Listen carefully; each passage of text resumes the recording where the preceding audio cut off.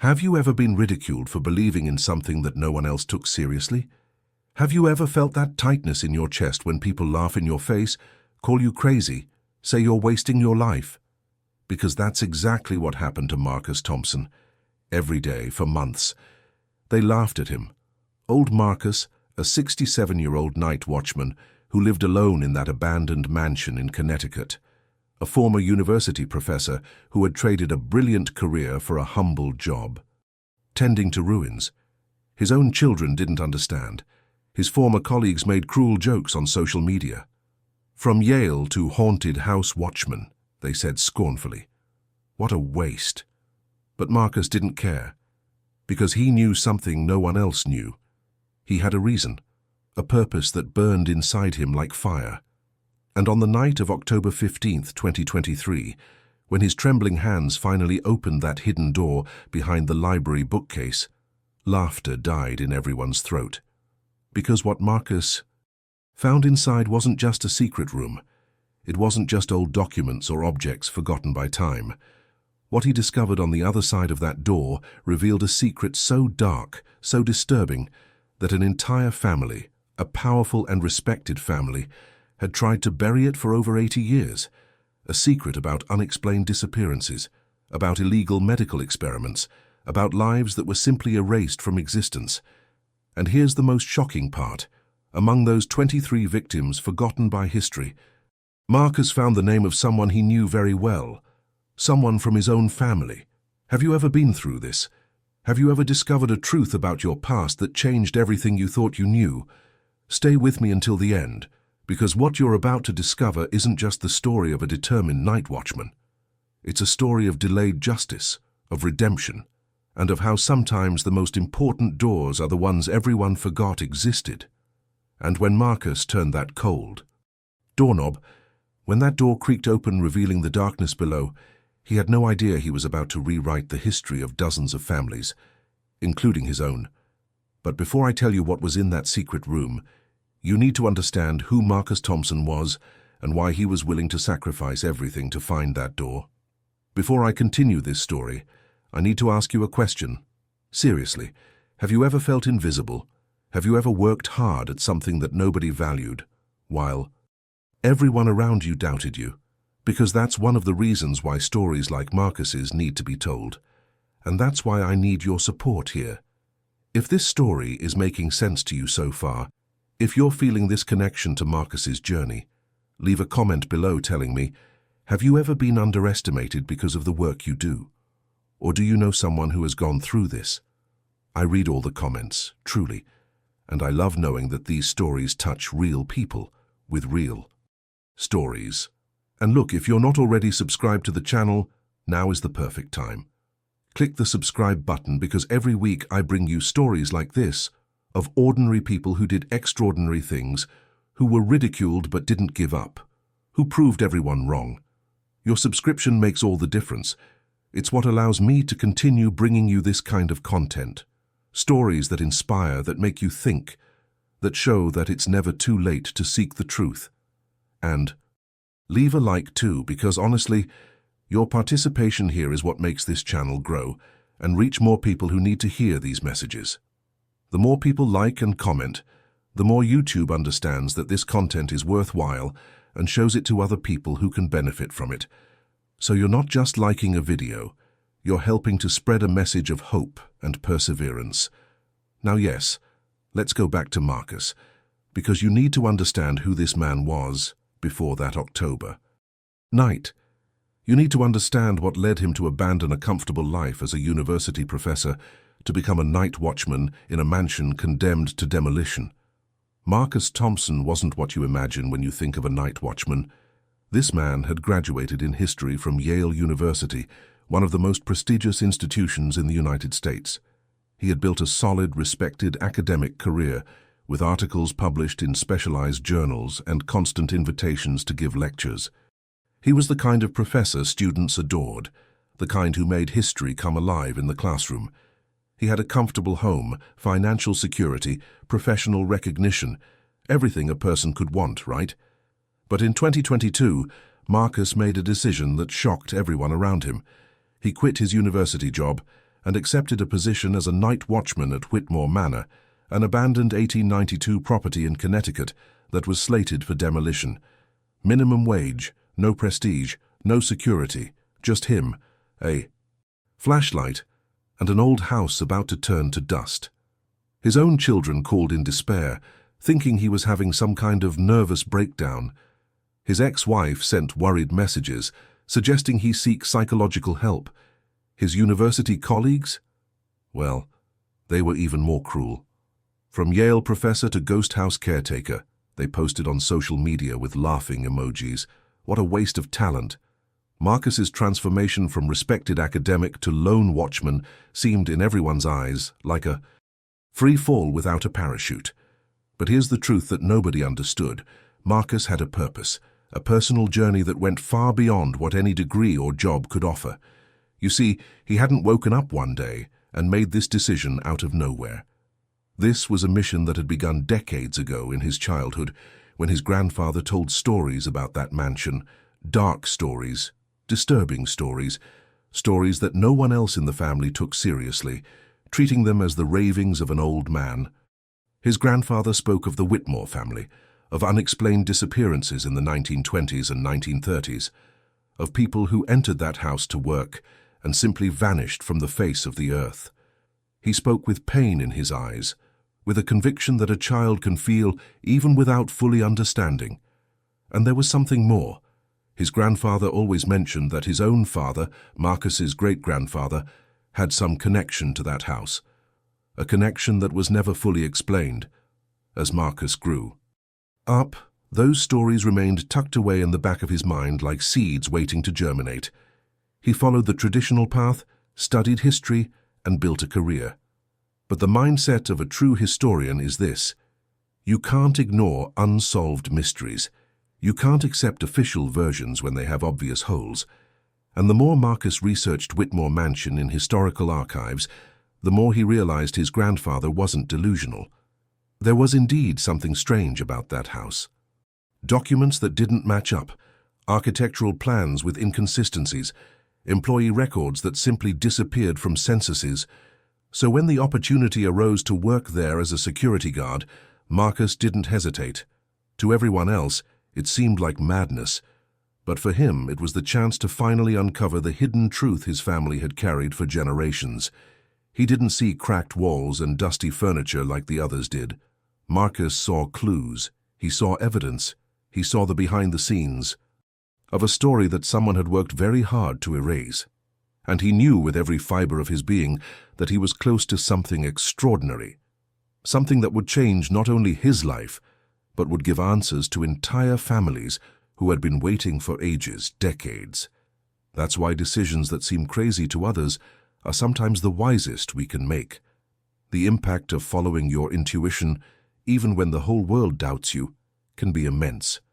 But Marcus's obsession would soon encounter its first major challenge, and the clock was ticking against him in a way he never imagined. For months, Marcus lived a routine that most people would consider obsessive.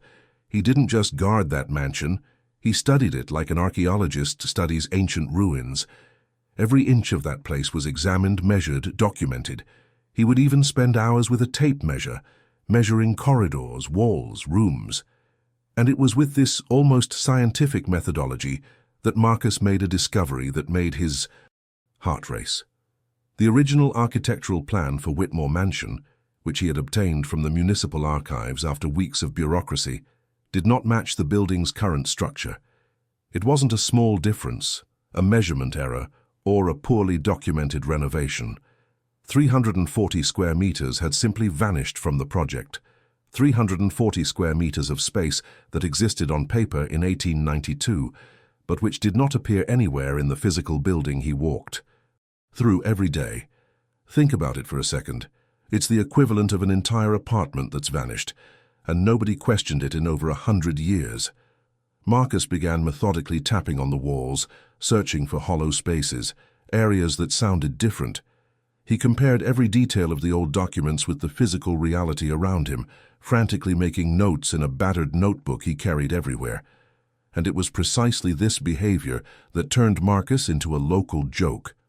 People Passing by at night would see him through the illuminated windows, with his flashlight, talking to himself, tapping on the walls, measuring the air as if he were hunting ghosts.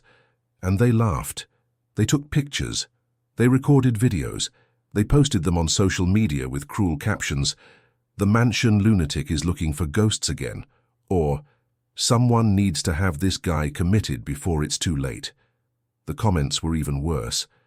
People who didn't even know Marcus made diagnoses from afar, suggesting mental illnesses, mocking his age, questioning his sanity. But you know what's interesting about people obsessed with the truth? They develop a kind of shield against the opinions of others. Marcus didn't care. He had crossed a point of no return on his journey. Because while the world laughed, he was discovering things behind the scenes of the official story that were absolutely disturbing. In his meticulous research in the city's historical archives, digging through dusty piles of documents untouched for decades, Marcus found employment records for the Whitmore family. And there, hidden among mundane contracts and receipts yellowed with age, was a pattern impossible to ignore. Between 1923 and 1944, 7 people had been hired to work at that mansion as domestic servants. Gardeners, cooks, housekeepers. They all had something in common. They entered the Whitmore mansion and were never seen again. I'm not talking about people who quit their jobs and moved away. I'm talking about complete disappearances. No death certificates, no new addresses, no bank correspondence. It was as if these 7 people had simply vanished from existence. And the most shocking thing? The police at the time filed all the cases away with the same lazy justification. Job abandonment. As if it were normal for people to simply leave everything behind without telling anyone, without retrieving belongings, without collecting outstanding wages. Marcus knew that explanation made no sense at all. People don't just disappear like that, especially not 7 different people over 20 years, all connected to the same place. There was a pattern there, a hidden truth that someone, probably someone very powerful, had worked hard to cover it up. And Marcus was determined to find out what really happened to those 7 forgotten souls. This is the mindset of those who truly seek justice. It's not about recognition. It's not about proving your right to silence those who doubt. It's about giving voice to the silenced. It's about ensuring that lives that have been erased are remembered. But Marcus's search was about to become even more urgent, because a warning was coming that would put a deadline on everything he was doing. And then came the blow Marcus feared most. An official envelope from the City Hall was delivered to Whitmore Mansion on a grey September afternoon.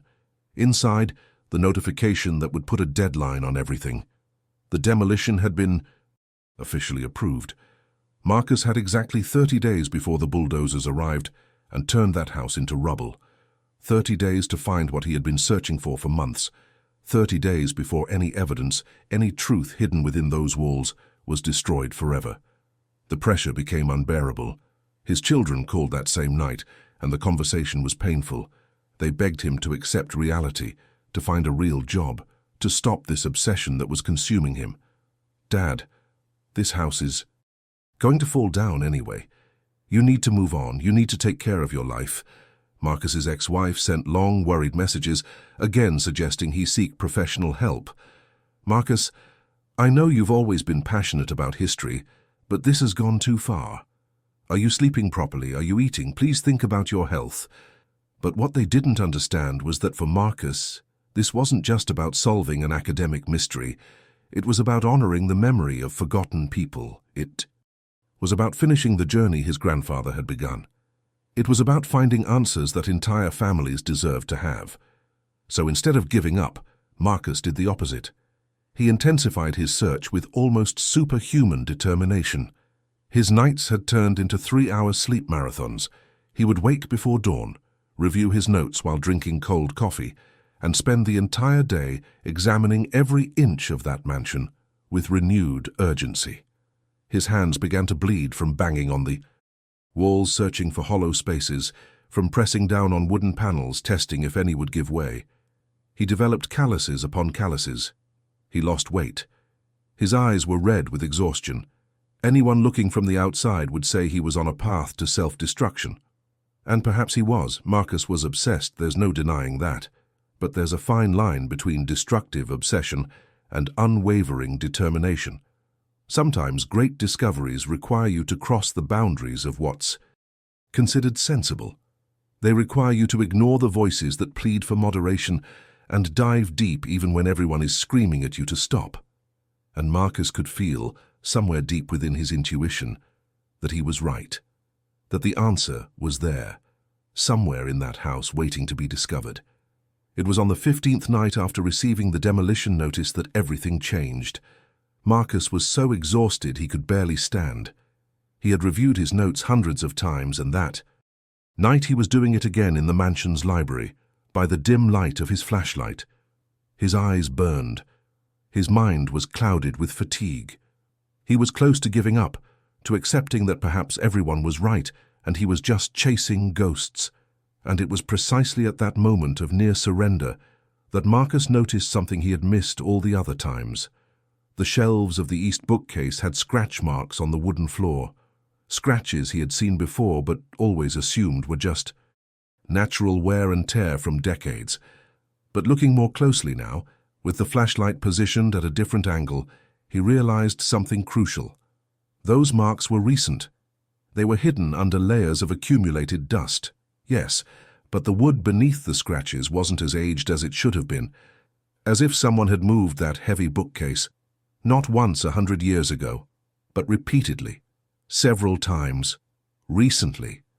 Marcus's heart raced for the first time in days.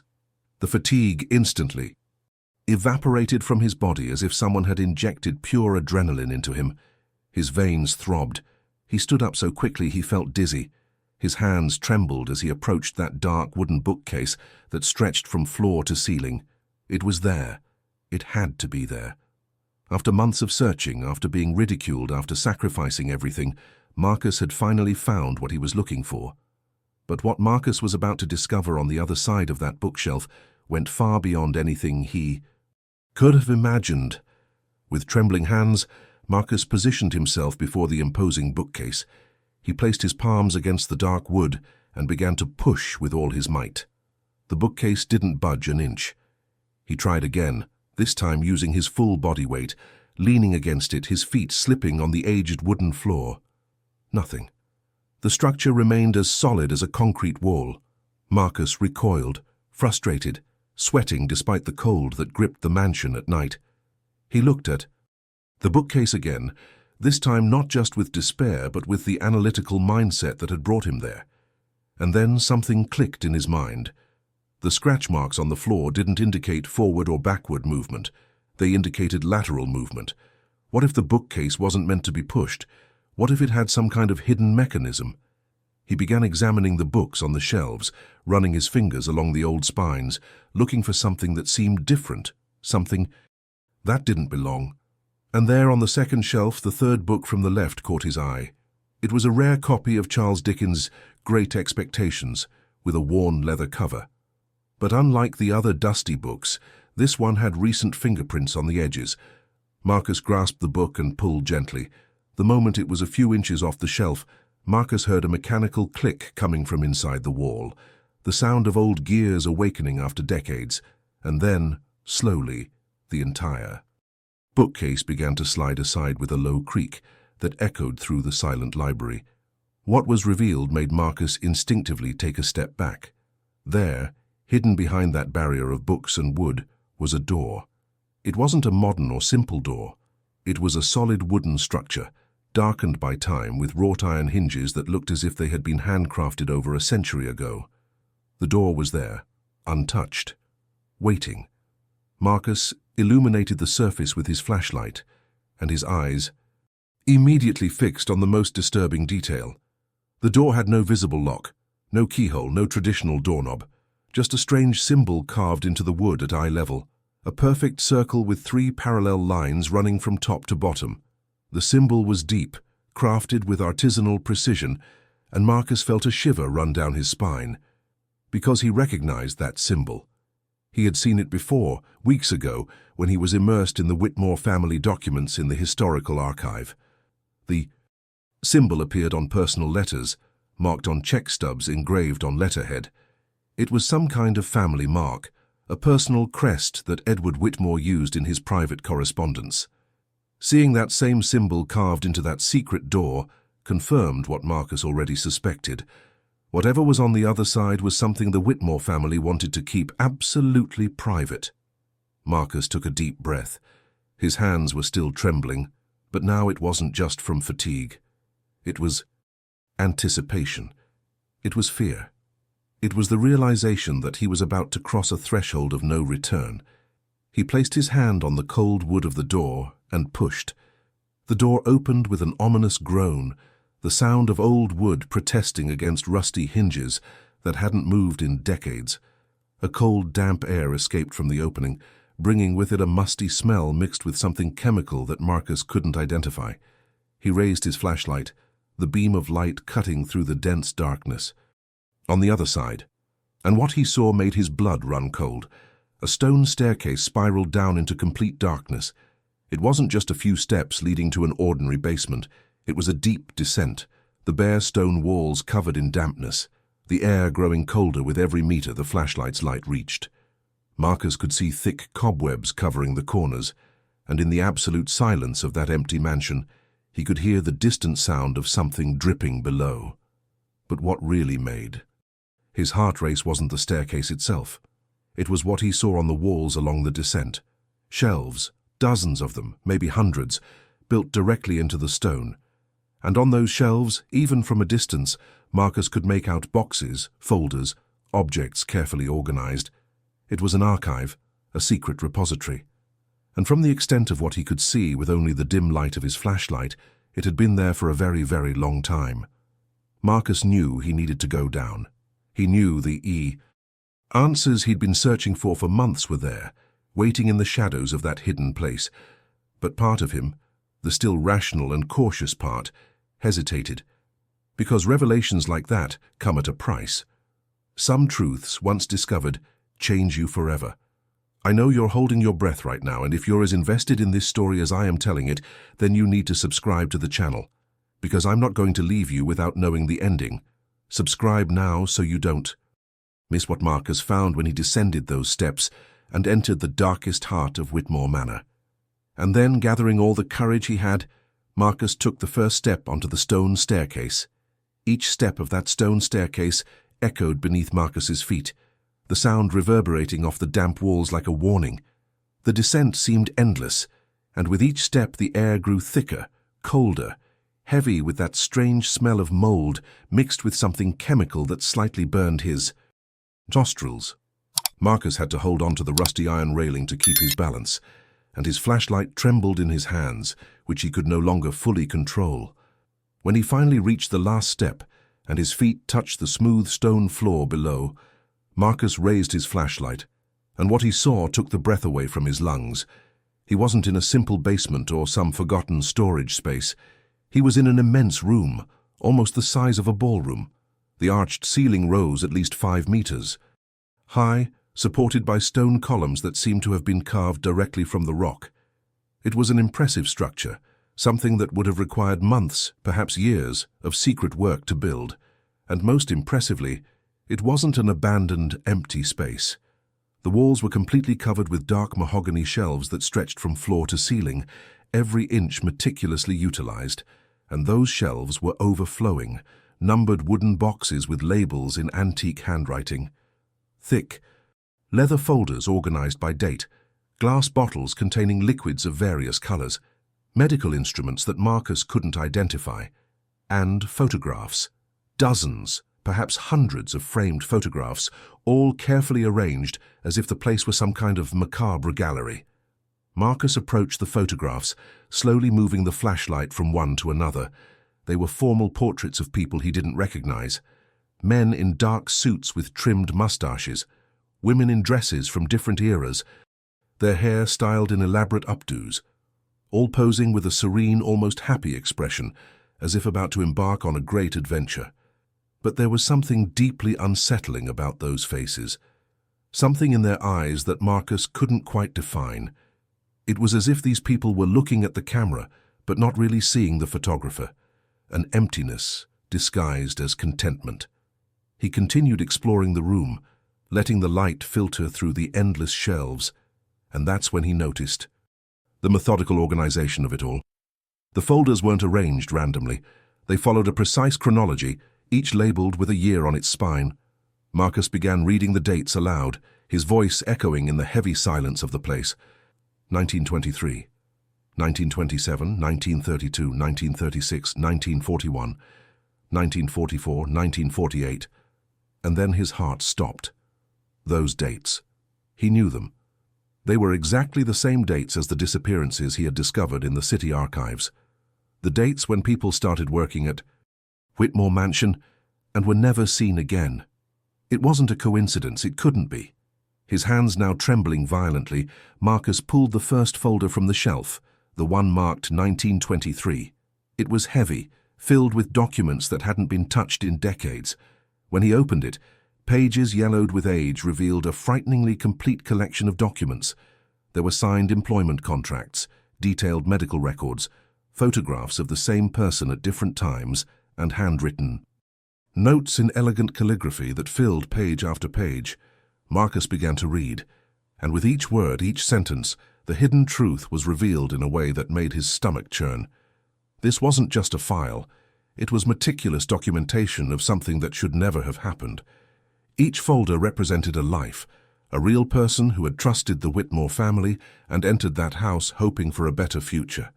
And then he saw the technical terms in the documents, words like experiment, dose, adverse reaction, failure. There were tables with measurements, hand-drawn graphs showing progressions over time, medical photographs showing details that Marcus didn't really want to process, and at the end of each folder, always the same cold clinical note. Result, failure, discard completed on, followed by a date. The realization hit Marcus like an avalanche. Those people hadn't simply disappeared, they had been used, turned into human guinea pigs for experiments the Whitmore family was secretly conducting. And when those experiments failed, which apparently always happened, those people were eliminated and their existences erased from official records, as if they had never lived. Marcus felt nausea rising in his throat. He leaned against one of the shelves, trying to process the magnitude of what he was discovering. How many lives had been destroyed there? How many families had spent decades without knowing what happened to their loved ones? But Marcus hadn't found the worst yet. Because when he pulled out the folder marked 1936, he was about to discover something that would make all of this devastatingly personal. Marcus pulled out another folder and then another, each revealing the same meticulous and terrifying structure. Carefully drafted employment contracts promising generous salaries and decent living conditions. Medical certificates that had clearly been falsified, stating that these people had died of natural causes or simply left town. Forged. Death certificates with signatures of doctors who probably never existed. And photographs. So many photographs showing these people working at the mansion, smiling innocently, unaware of the fate that awaited them. The Whitmore family hadn't just committed labor crimes or common exploitation. What Marcus was discovering was infinitely worse. Among the files, he found leather-bound notebooks in the elegant handwriting of Edward Whitmore, the family patriarch. They were personal diaries, detailed. Records written with the coldness of a scientist documenting laboratory experiments, but the guinea pigs were human beings. Marcus began to read, and the horror deepened with each page. March 15, 1924. Experiment number 7 continues promisingly. The subject demonstrates above-average resistance. Dr. Helena's serum appears to effectively slow the cellular aging process, but the side effects remain problematic. Another entry, weeks later, April 2, 1924. Subject 7 has shown severe neurological deterioration. We will need to adjust the dosage. We need more volunteers to test variations of the formula. The truth fell on Marcus with the weight of a sentence. The Whitmores were not just a wealthy and influential family. Edward Whitmore had funded completely illegal medical experiments throughout the 1920s and beyond, obsessed with the idea of developing a longevity treatment that could slow or reverse human aging. And to carry out these experiments, he had systematically recruited the most vulnerable people in society. Undocumented immigrants whom no one would seek out, homeless people who had no family, desperate employees who would accept any working conditions. Marcus flipped through more pages, reading with growing revulsion how Edward and his team, apparently led by a certain Dr. Helena, whose last name was never mentioned, developed variations of an experimental serum. They injected these substances into their victims under the guise of mandatory vaccinations or health treatments offered as an employment benefit. And then they meticulously documented the reactions, the symptoms, the inevitable decline. And when the experiments failed, which was always the case, they simply made these people disappear. There was no trial, no consequences, just a clinical note in Edward's diaries, disposal completed. And then that person's entire existence was erased. Documents were destroyed or falsified. Families who inquired were told that they're loved. One had quit their job and moved to another city. The local police, likely bribed by the Whitmores' influence and money, filed the cases away without any real investigation. Marcus looked again at the portraits on the walls with a completely new and devastating understanding. Those people in the portraits were not happy.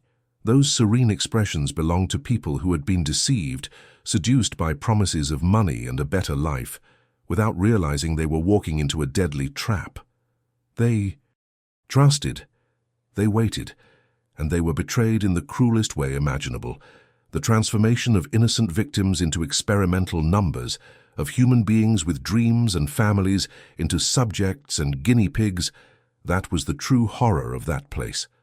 Marcus felt nausea rising, and for a moment he had to sit on the cold stone floor, his head in his hands, trying to process the magnitude of the evil that had been perpetrated there. But there was something even more disturbing in Edward's diaries. He showed no remorse. On the contrary, he wrote with scientific pride about his advances, about how he was contributing to the progress of humanity, about how sacrifices were necessary for the greater good. It was the distorted mindset of someone who had convinced himself that the end justified the means, no matter how horrific the means. Marcus realized he was crying. Tears streamed down his face as he held those documents, thinking about each life represented there. Each person had a name, a story, people who loved them and who spent the rest of their lives without knowing what had happened. And all of this was hidden just a few meters below a mansion that society considered a historical landmark of a respectable family. The impact of this discovery was immeasurable. It wasn't just about solving a historical mystery, it was about justice for lives that had been stolen and forgotten. It was about exposing a truth that powerful people had tried to bury for generations. I imagine you're feeling what I'm feeling right now. If this story is deeply affecting you, then you understand why this kind of content matters. Subscribe to the channel because I'm not going to stop telling stories of people who sought truth where others chose convenient ignorance. But Marcus hadn't seen the worst yet, because when he picked up the folder marked 1936, he was about to discover that this tragedy wasn't just historical for him. Marcus was about to climb those stone steps and head straight to the police station when something on the far shelf caught his eye. It was a folder different from the others, thicker, with a handwritten label that read 1936 Inconclusive Cases. The term was strange. Why would some cases be marked as inconclusive if all the others had this meticulous and definitive documentation? He crossed the room with hesitant steps, his heart already racing for a reason he couldn't yet identify. When he picked up the briefcase, it was heavy, filled with more documents than the others. Marcus placed it on an old table in the center of the room, opened the leather cover, and the world around him stopped completely. There, on the first page, was a photograph he knew well. Very well. So well that he had a copy of it in his wallet at that very moment. It was a black and white photo of a young man, perhaps in his early 30s, with dark hair combed to the side, wearing suspenders and a work shirt, smiling shyly at the camera. Marcus knew that smile. He had grown up hearing stories about that man. He had seen that same photo hanging on the wall of his grandfather's house. It was James Thompson, your great-grandfather. Marcus's hands began to tremble so violently that he had to hold onto the table to keep from falling. He read the name typed below the photo, even though he already knew what he would say. James Allen Thompson, age 34 years, occupation, gardener, date of admission, July 3rd, 1936. The story Marcus had heard his whole life was that James Thompson had abandoned his wife and young son in 1936 to go west in search of gold, following the dream of so many men of that era. He never returned, never wrote, never sent money. He simply disappeared from his family's life, leaving a wife alone to raise a child during the Great Depression. The family always treated James as a coward, a man who had chosen adventure over responsibility. But no, the hidden truth that Marcus now held in his hands told a completely different story. James Thompson hadn't abandoned anyone. He hadn't left in search of gold or a better life elsewhere. He had responded to a job advertisement from the Whitmore family published in the local newspaper, an advertisement that promised a generous salary, accommodation, and benefits for working as a gardener on a prestigious estate. Marcus continued reading the documents, tears already streaming down his face. There was the employment contract, signed in James's careful handwriting, a man who clearly lacked formal education, but wrote with pride and hope. There was a letter James had begun writing to his wife but never finished, describing the mansion, saying how excited he was about the job, how he would finally be able to give her and their son the life they deserved. And then the medical papers began. The routine injections James received in the first week, the clinical notes on how he reacted to the initial doses of the experimental serum, and then the progressive deterioration, documented with the coldness of a scientific report. James began having seizures. He lost the ability to speak coherently. His organs began to fail systematically. And there, on the last page of the folder, written in Edward Whitmore's elegant handwriting, was the final verdict that broke Marcus's heart into pieces. Subject 23, James Thompson, Experiment E7, result, failure, disposal completed on August 15th, 1936. Disposal complete. As if her great-grandfather were trash. As if a human life, a father, a husband, could simply be discarded when it no longer served the purposes of a monstrous experiment. Marcus fell to his knees on the cold stone floor, clutching his briefcase to his chest, and wept as he hadn't wept since childhood. Suddenly everything made sense. His grandfather's obsession with that house, the stories he told at family gatherings, stories everyone dismissed as the ravings of an old man stuck in the past. His grandfather always insisted that something terrible had happened to his father in that mansion, that James wasn't a coward who had abandoned his family, that there was a dark secret hidden behind those walls, and everyone laughed at him, including Marcus, when he was too young to understand. His grandfather spent his entire life being ridiculed by his own family, treated as crazy, as someone incapable of accepting that his father simply didn't want to stay. He carried that pain, that certainty that something was wrong, until the day he died. And he never managed to prove anything. But he knew. Marcus's grandfather had always known that something terrible had happened to his father there. And now, decades later, Marcus finally had the proof in his hands. The journey that had begun with an old man telling stories to his grandson had finally reached the most painful revelation possible. And it was at that moment, kneeling on the floor with proof of his great-grandfather's death in his hands, that Marcus made the most important decision of his life. Marcus wasted no time. He wiped away his tears, rose from the cold floor, and made a decision that would change everything. He took out his cell phone and began documenting absolutely every detail of that secret room. Hundreds of photos, videos showing the extent of the place, close-ups of every document, every folder, every entry in Edward Whitmore's diaries. He photographed the portraits, the medical instruments, the endless shelves of evidence. He worked methodically and carefully. For hours, ensuring that nothing would be lost or questioned later. As the sun began to rise that October morning, Marcus climbed those stone steps carrying 3 cardboard boxes filled with the most incriminating evidence. At 6 o'clock in the morning, He parked his old car in front of the local police station, entered through the door with the boxes in his arms, and said to the officer on duty, "I need to report 23 homicides that occurred between 1923 and 1948. The police officer initially looked at Marcus as if he were just another morning nutcase. But when Marcus opened the first box and began showing the documents, when he explained where he had found that secret room, when he showed the photos on his cell phone, the officer's expression changed completely. Within 20 minutes, the precinct captain was there. Within an hour, detectives were being called to the house. Within 2 hours, an entire team was on its way to Whitmore Mansion, and then the story exploded in a way no one could have predicted. Within 48 hours, Marcus's discovery was on every news channel in the country. "Secret chamber reveals illegal medical experiments in Connecticut," screamed the headlines. "Families of missing persons from the 1920s-40s finally have answers," said another newspaper. "Night Watchman solves 80-year-old mystery," proclaimed a national television network. The transformation was instantaneous and absolute. The planned demolition of the mansion was immediately cancelled. Whitmore Mansion was declared a historic crime scene and sealed off while forensic investigators searched every inch. The FBI launched a full investigation not only into the crimes themselves, but into how they had been covered up for so long.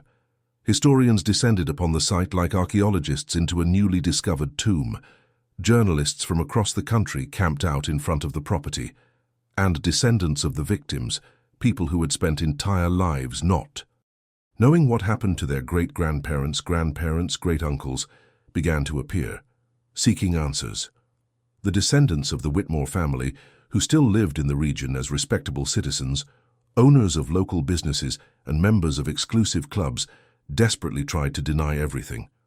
They hired expensive lawyers who gave interviews saying that it was a historical misunderstanding, that the documents were being misinterpreted, and that there was no way to conclusively prove anything after so much time had passed. But the evidence was irrefutable.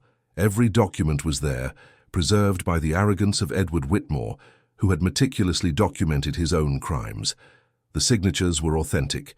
The forged official seals could be compared with legitimate documents from the time, and the DNA of descendant families could be compared with human remains that were eventually found buried on the property. Civil lawsuits were filed. The remaining assets of the Whitmore family were frozen.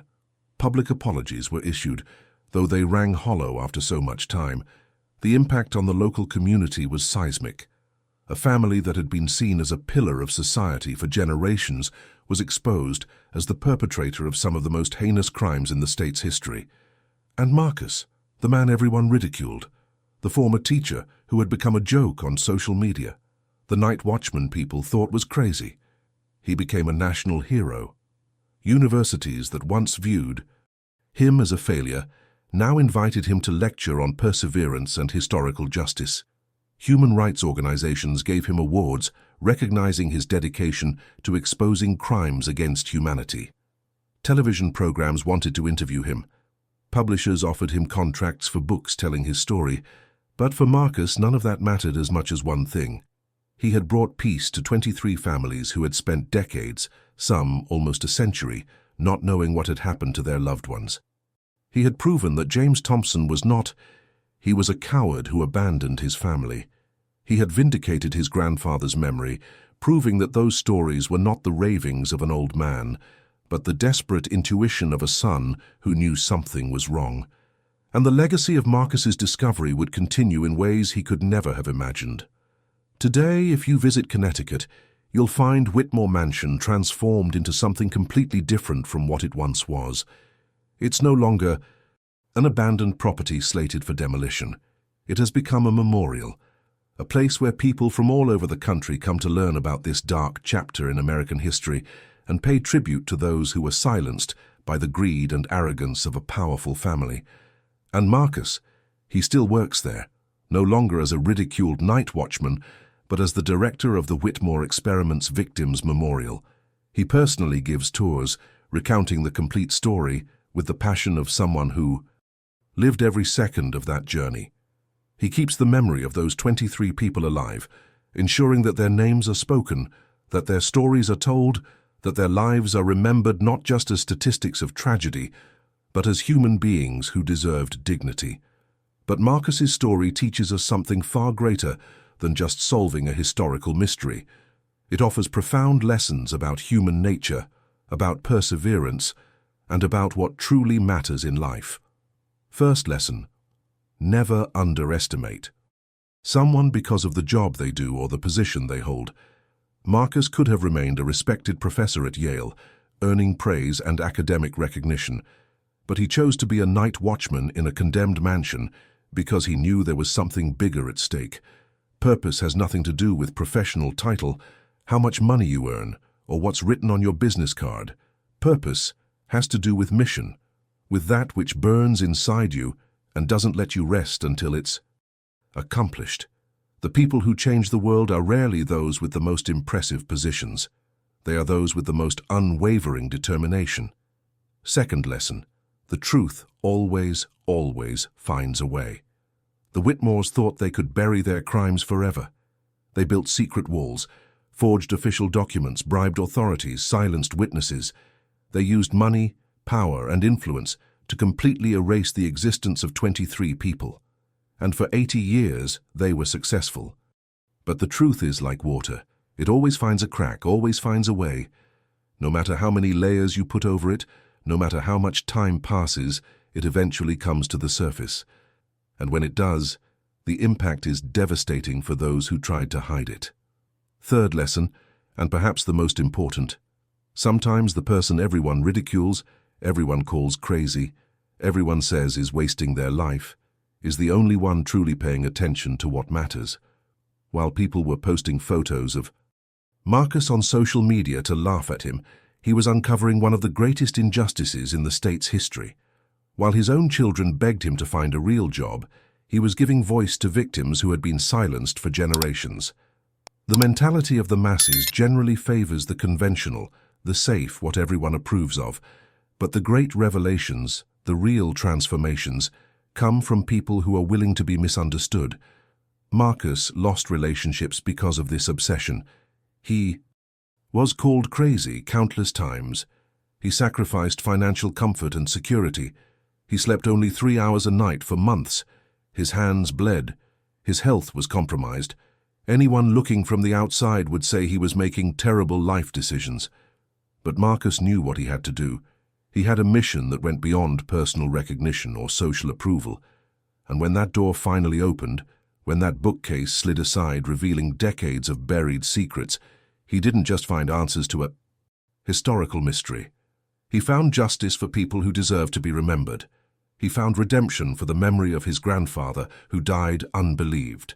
He found peace for 23 souls and for the dozens of descendants who carried the pain of not knowing all their lives. That's the difference between existing and living with purpose, between following the path everyone expects of you and following the path your heart knows is right. What is the door in your life that everyone says doesn't exist, but you feel is there waiting to be opened? Look, I know you've made it this far with me. I know you've followed Marcus's entire journey from beginning to end. I know this story touched something deep inside you. And I wanted to ask you something. Leave a comment below saying I'm with you until the end. I want to know you were here, that this message reached you, and more than that, I want to hear your story too. Have you ever been underestimated? Have you ever believed in something that no one else believed in? Tell me about it. And if you're not yet subscribed to the channel, this is truly the perfect time. Click the subscribe button, because every week I bring you stories like this, of real people who faced impossible situations, who were ridiculed but didn't give up, who proved that persistence and courage can change lives. You deserve this kind of content in your life, content that inspires, that makes you think, that shows that it's never too late to pursue what matters. And leave a like too, because honestly, when you like the video, you're telling me that this connection we've created here is worthwhile, and that motivates me to keep bringing these stories to you. Now, there's a video here that perfectly complements what we talked about today. It's about another person everyone ignored until they proved they were right all along. Click and continue with me there, because the journey doesn't end here. Thank you for staying until the end. See you in the next video.